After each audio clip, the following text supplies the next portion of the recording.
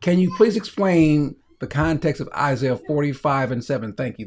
I believe this is where God says that he causes calamity, or know that I, the Lord, did that. Let me make sure this is the one, because he says the same thing also in Amos. The one form, that's God. Matter of fact, let's start right here. That men may know from the rising and setting of the sun that there is no one beside me. I am the Lord, there is no other. The one forming light and creating darkness, causing well-being and creating calamity.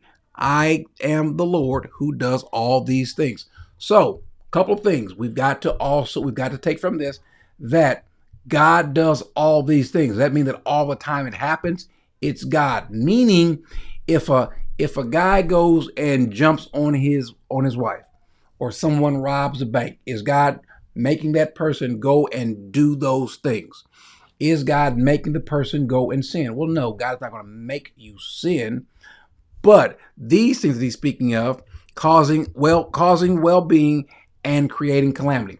Can God send something that would cause a calamity, or using someone else as an instrument or a vessel? He could. As a matter of fact, not only could he, we've also seen him do that.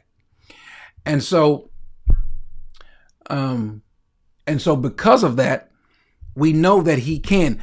Does God inflict pain? Does God inflict calamity? Well, ask Israel. Ask them has he done so.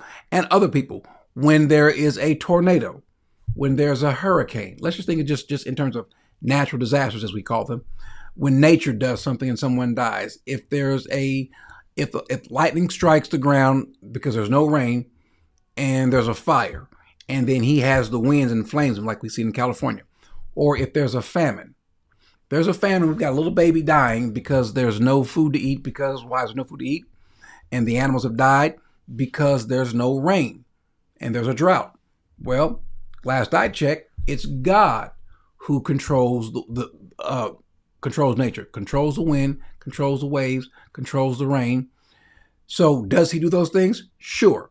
Is he responsible when we do it? That's quite another story. And God is not the author of sin. He is not going to be the one that's going to cause anyone to sin. However, though, someone might be in the sinning nature, in the sinning business, and God might, you know what? It is time for Corey to receive punishment. And he might use some sinful person to bring about that punishment. Or put it another way, how we see it in the Bible, we might see him use the Amalekites, or he might use those in Gaza. We still see that now. And God said that then. He might use those in Gaza. He might use the Philistines to punish Israel. He might use someone that's already sinful to come and do just that. And so that's really what that passage means. It's not to be taken that God is causing all those things.